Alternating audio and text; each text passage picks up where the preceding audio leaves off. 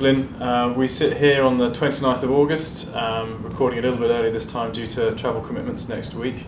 With August pretty much over now, on reflection we've had quite a staccato summer. May, June, negative returns from equity markets. July, a bounce back. Yep. August, negative again. Any sort of common thread through that? Yes, well, July was a very strong month, as you say, and we've seen, I suppose you'd call it a risk-off month in the jargon in August. I think there is one very, very substantial common thread, which is the issue of Fed tapering. We talked about it in the past couple of months. The market expectation is that the Fed will start to ease back on its asset purchases, the tapering issue in September. The data coming out of the US in the past month has sort of confirmed the market's thinking on that. And I think that's had some very far-reaching consequences, and I suspect far beyond what Bernanke and the Fed thought would happen when they first raised the issue of tapering. It hasn't just affected the obvious markets, like the bond market in the US. In August, it spilled over dramatically into the emerging markets, and especially the emerging markets in Asia. So although you could view it almost as two separate issues, I think they're very closely intertwined. Would this carnage, it really has been carnage in August in certain emerging markets, would that have happened had the Fed not raised the issue of tapering, which means in turn a reduction of dollar liquidity globally? Would it have happened? Probably not. So it was a common thread, but it's the issue has moved now beyond the US, beyond Europe, and for the first time in a long time, people aren't talking about the European problem, are now talking about the emerging market problem. You mentioned carnage in emerging markets. Let's just take a step back quickly and look at the returns of equity markets generally throughout the world. Any standout performers? Yeah, look, if you actually look at the broad numbers, it was not a catastrophic month. The MSCI World Developed Market Index was only down by about 1.7% so far this month, still up 12% for the year.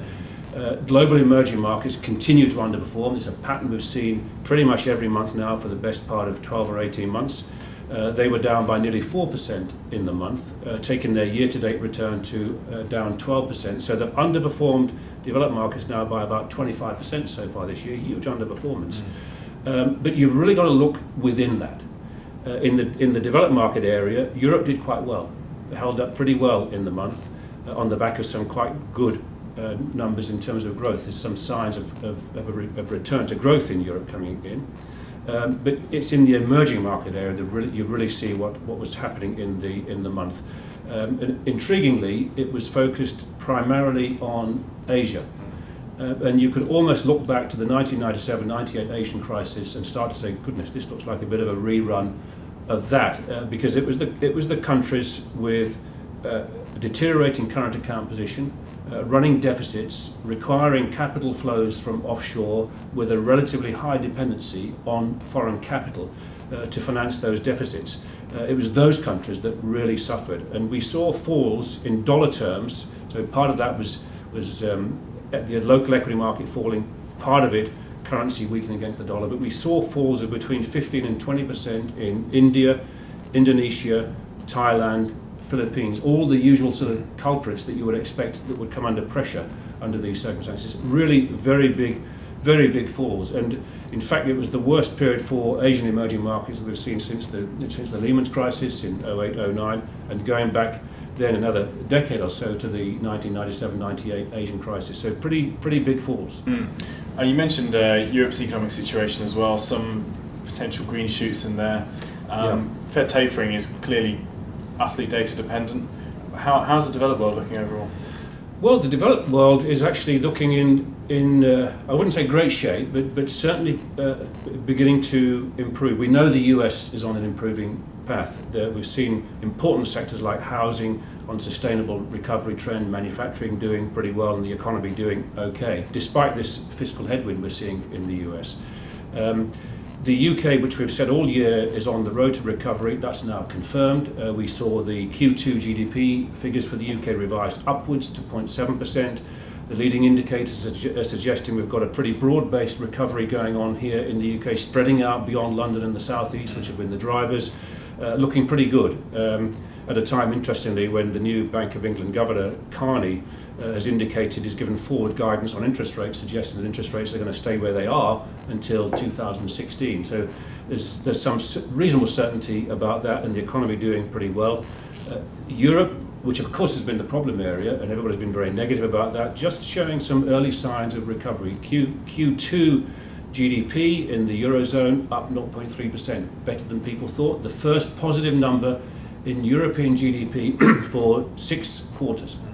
And then we've seen leading indicators, the purchasing managers indices, very good lead indicators, actually coming better than expected for August. So I wouldn't suggest for a moment that we're out of the woods completely, and certainly in peripheral Europe, Spain and Italy, still pockets of weakness and concern, still the problem of structural reform paying down debt, but nevertheless there's some early signs of good progress in Europe, hence the performance from European stock markets being quite a bit better than elsewhere in the past month. So the developed world actually, by no means booming of course, but just beginning to do a little bit better. In contrast, we've seen the emerging world slowing down quite materially. Some signs of stabilization in China this month. Again, the leading indicators, purchasing managers indices, looking a little bit better, going above that 50 threshold for the first time in a few months. But generally speaking, emerging market growth remaining under some pressure. Sticking with the emerging markets, moving to the Middle East perhaps, a potential source of tension moving forwards with Syria.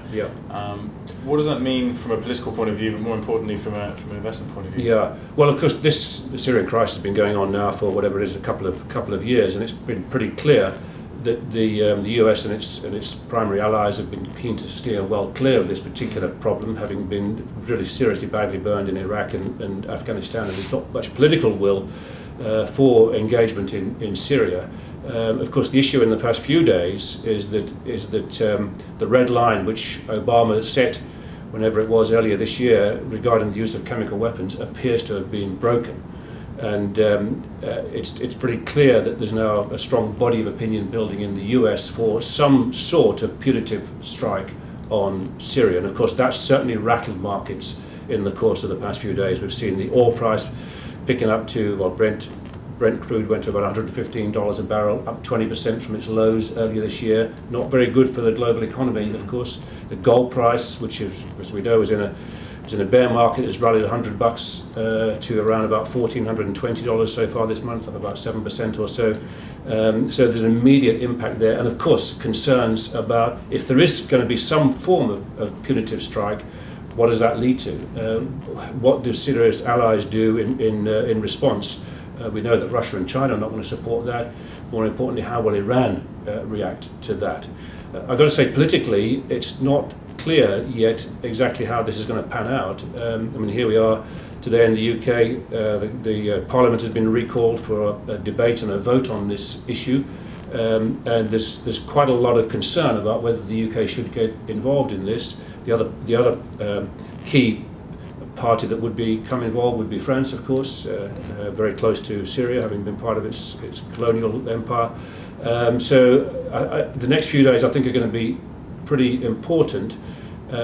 I think, though, that the Western allies will, if they do get involved in Syria, it will be some form of punitive strike, cruise missiles landing on air bases or something like that, rather than sort of boots on the ground.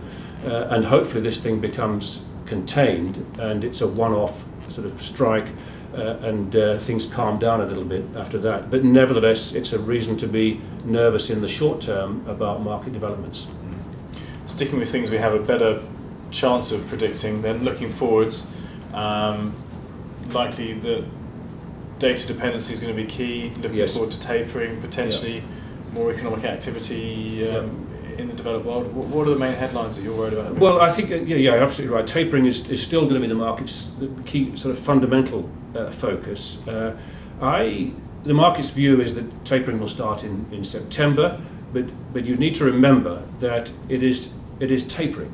You know, the Federal Reserve is buying $85 billion a month of securities, treasuries and mortgage-backed securities. It's going to taper that, not stop it.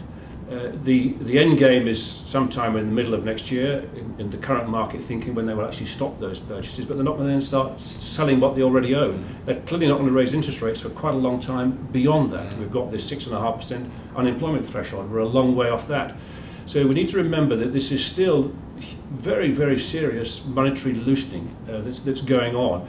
Some modest reduction of the amount of asset purchases. And I reckon if you look at what's happened since the Fed started making these noises about tapering back in May, since then, the yields on US Treasuries are up by, well, they've almost doubled, up by about 1.25% or so, depending on which part of the yield curve you look. And incidentally, you'd have lost about 10% of your money between early May and today if you're invested in US Treasuries, 10-year Treasuries. So there's been a serious rise in yields. That's flown through to the mortgage market, pick up in interest rates there. So already we're seeing some effective tightening of monetary policy. Then if you look around at what's happening in the world, there's obviously a slowdown going on in the emerging world. We've had the rise in the oil price. We've got the fiscal headwinds in the US. All of these things suggest to me that it's still pretty tough for the economy. And I wouldn't be surprised, given what has happened, that the Fed actually didn't start to taper in September. It might delay that a little bit. So obviously the market is going to be focusing on the data coming out and worrying about this. But we also need to remember that the reason the Fed would taper is because the economy is doing better, which is good for the corporate sector. So I still think it's a very constructive environment for equities. What we're seeing at the moment is a squall. It's not a sort of I don't think it's a systemic problem in markets. There's not a severe dislocation going on. And intriguingly, for the first time in a long time, it's making some of these emerging markets look really quite cheap on a valuation basis relative to the developed world. So I think we're going to blow over this little problem that we're having at the moment, and I think we'll go on to see significantly higher levels in equity markets in coming months. Brilliant, Glyn. To sum up then, challenging times ahead, but potentially rewarding ones. I think so, and this is an opportunity to look hard at these emerging markets which have been really clobbered in this shakeout. This is not a rerun, in our view, of 1998, when you saw huge collapses in these markets. Yes, we've had a big pullback, a currency adjustment, but I think we will see these markets recovering as things settle down a little bit, and the valuations now look actually really rather attractive to us. Great, thanks, Glyn.